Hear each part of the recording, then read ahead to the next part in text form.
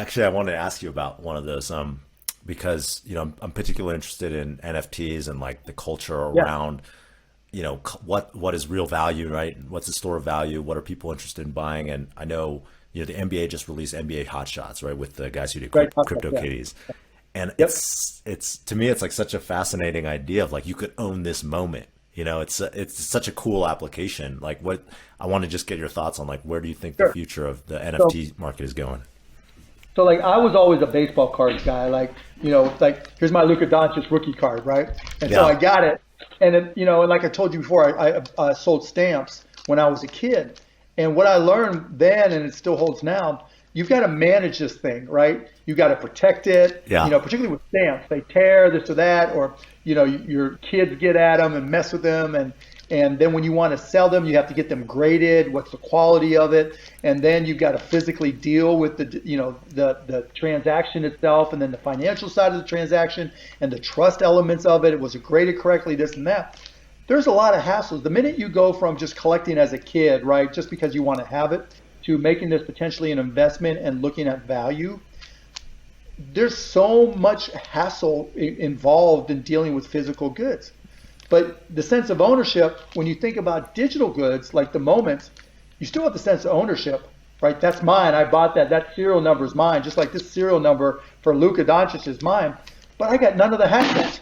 Yeah.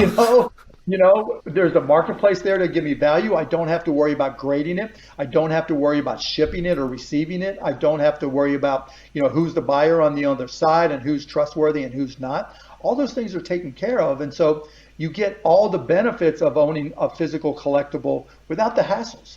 And the friction is a lot less in terms of buying and selling for the most part. Yeah.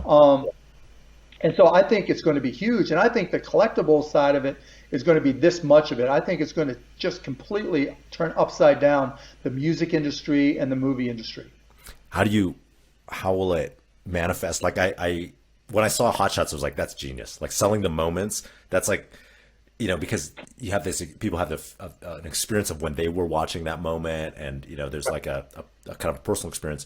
How do you think that manifests for music and movies and other media forms? So let's put aside Top Shots in those moments, right? Let's Yeah. look at digital art.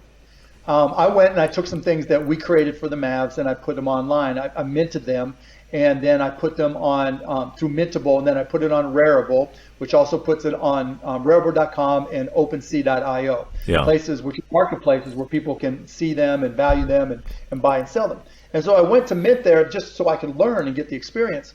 And all of a sudden there was this little checkbox, where it says if you'd like to keep on getting paid every time there's a transaction. And I was just like, oh my God, this is the holy grail right there. So the first thing I put on there was 10%.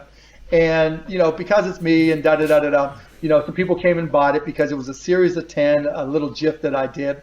And people bought it and it kept on reselling. And every time it got resold, I made 10% so, and one of them went for some obscene price, right? And I made like, 4.5 ether or something ridiculous, right? Nice. Five That's like bucks off 10 of it. grand now or something. Yeah, I was getting Yeah. close to that, right? Yeah. And I'm like, wait. So then I put up another one and I asked for 15%. Didn't change the market at all, and I kept on getting paid. And now every time I go to my wallet for that stuff, I mean, if there's a transaction involved, I got paid. Now, fast forward and think, okay, what else can this be applied to that's digital? Well, music, right? Photography. So if you're a professional photographer, and rather than suing everybody that uses your picture in an Instagram post, which is horrible in a lot of respects, but I understand it, now you can mint it in a mintable, as an example, and you can set what percentage. So if you're a professional photographer, you literally could ask for 90% of any future transaction in the event someone decided to resell it, and you could decide whether or not to convey a commercial license. That's just one of the check boxes as well. So that if I want to sell this picture I took at the inauguration for $100 and convey the commercial right to it, okay, I just sold it. I don't have to go through a broker or whatever. And if the person who bought it used it twice, decided they don't need it anymore, and put it on the marketplace and wants to resell it for $50, great. I get $5 every time, when that sells. And if I want to put out a series, if I want to do just one, I can charge more. If I want to do 10,000 of them, maybe only 1,000 of them sell, great. Now imagine I'm a musician, I'm an artist, and I have a song. Let's just say I already have a following. Let's just say I'm Lil Wayne, right? Yeah. And he comes out with a new single, and instead of releasing it to radio and putting it on Spotify and putting it on all these places looking to sell downloads, he just only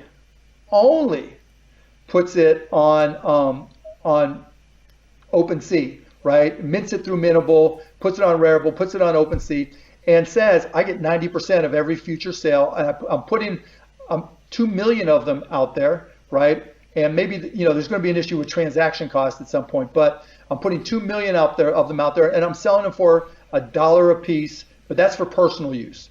And if you get tired of this song and you want to resell it to the next person so they don't have to download it from Amazon or download it from Google Music, then okay, that's fine. You can resell it to them, and I'll get my 90% of that. And then I do a separate commercial version that I sell for $1,000 to radio stations to be able to use, and to anybody else to be able to use it commercially. And boom, I'm getting paid every inch of every step of the way. Imagine if you're a DJ, right? And you've got to own the copyright. There's not like an ASCAP BMI equivalent or stuff like that, but you get to control every bit of that. If you do beats instead of selling them on Beats, right? Beatport, you just put it out there, and every time it gets resold, you own it.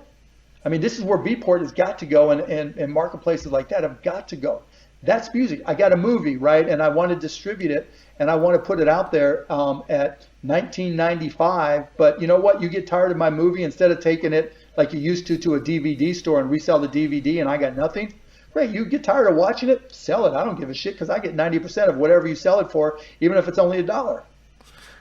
It's interesting because it's bringing back this concept of like your digital goods have value, like some resale value. You used to have this idea of like, I buy some.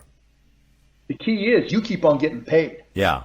It kind of solves that problem of like the used good marketplace for the originator of the thing, and then like the buyer, the consumer, feeling like there's still some store of value.